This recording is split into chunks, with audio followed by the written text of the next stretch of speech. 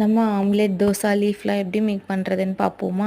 நான் ஆல்ரெடி ஒரு மோல்டு செஞ்சு வச்சுருக்கேன் க்ளேயில். இப்போ ஆம்லெட்க்கு தேவையான அளவு க்ளே எடுத்துட்டு அதில் ஆம்லெட்க்கு தேவையான ஸ்ட்ரக்சரை கொடுத்துருவோம். எல்லோ கலர் பெயிண்ட் அப்ளை பண்ணி வச்சுருக்க க்ளேவை சென்டரில் ஃபிக்ஸ் பண்ணோன்னா நமக்கு ஆம்லெட் ரெடி ஆகிடும்.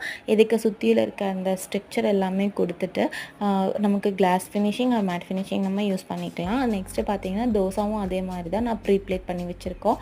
அதில் பார்த்திங்கன்னா எல்லோ ஷேட் வந்திருக்கும். ஸோ அதுக்கு தேவையான ஸ்ட்ரக்சர் கொடுத்துக்கலாம். கொடுத்தோன்னா நமக்கு தோசை ரெடி ஆகிடும். இதுலேயுமே கிளாஸி மேட்னு 2 இருக்குது.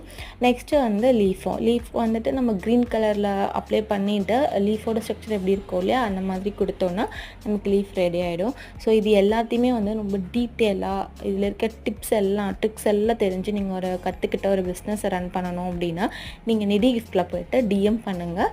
இல்லைனா எங்களோட நம்பர் இருக்குது, நீங்கள் அதுக்கு வந்துட்டு காண்டாக்ட் பண்ணுங்கள். நாங்கள் உங்களுக்கு ஃபுல் டீட்டெயில்ஸ் சொல்கிறேன். தேங்க்யூ.